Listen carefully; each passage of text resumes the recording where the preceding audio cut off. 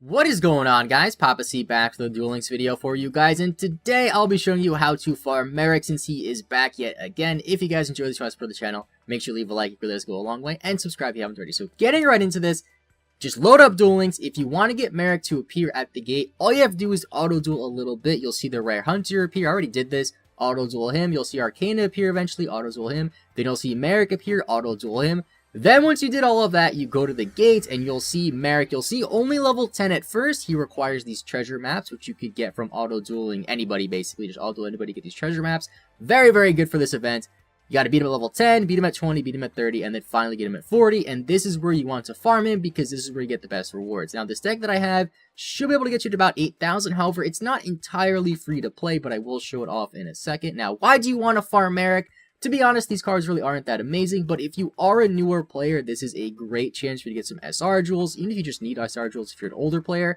And you could really take advantage of these treasure maps because since they go away once the event is over, you can just keep dueling Marik, you can use to level up your characters, you can use to get some gems from the event that's going on, and it's actually a really nice event. I really like events like these with gate duels that have specific items. So let me show you the deck, how it works, and how you can farm Marik pretty effectively.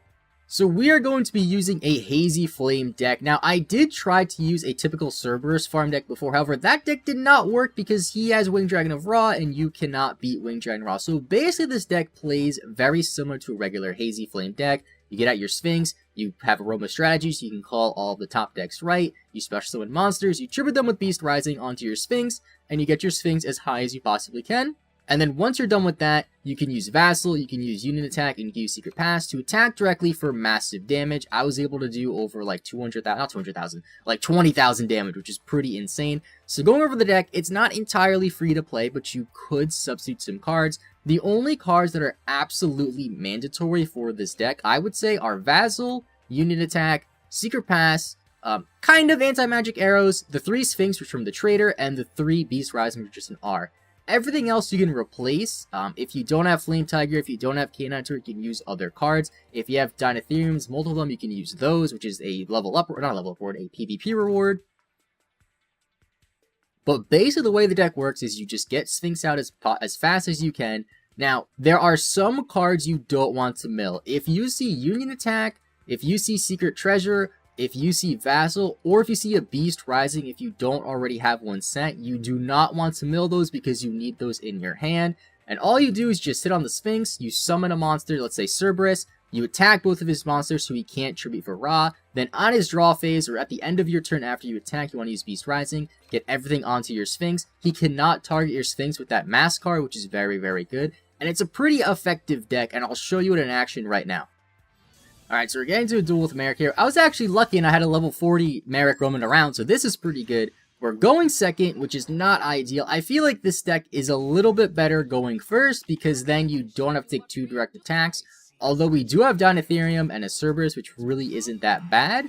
And Floodgate is next on the top of our deck. Now, Floodgate's not absolutely necessary, but it does help out, because you want to protect your monsters in the early game, because you want to get Sphinx out as fast as you possibly can, and you want to dig for that Beast Rising as fast as you possibly can.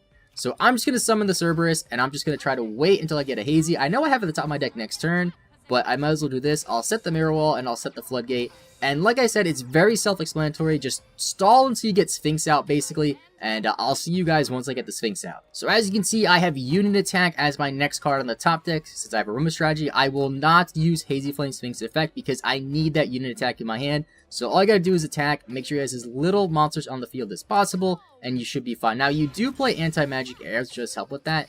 And this card that I just destroyed is another card you have to watch out for. Do not let this thing stay on the field, because during each of his standby phases, he can inflict 600 points of damage, which lost me a game, I'm not gonna lie. And again, here we have a Beast Rising. I don't want to activate Sphinx's effect, and I don't want to attack directly because I don't want his life points to be too low. We're just going to end our turn here. Alright, now that we have Beast Rising, we can really activate this deck. I'm going to set the Beast Rising. Next card is another Hazy Flame. I don't need that. I will use Sphinx's effect. I will send a monster to the grave, of course, and I will special summon something. Doesn't really matter what you get because you're going to tribute it before his draw phase. It's very important you tribute it before his draw phase, because if he gets a Lava Golem or a Sphere mode, if he even has Sphere, I honestly don't even remember, it can be really bad. So I'm going to turn my toggle on here just so I don't mess this up.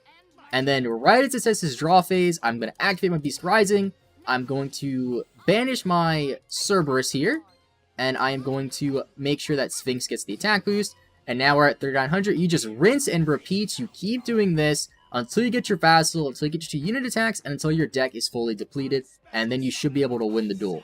Another thing you can do if you really want to is you can just normal summon a monster. If you want to, you can use Sphinx's effect, and that way you can use Beast Rising on your turn, and then again in his draw phase, just to make Hazy Flame get a little bit bigger in terms of attack. Alright, so now we have everything that we need. I have a really, really high attack Hazy. All you gotta do, summon your Vassal, activate your Secret Pass.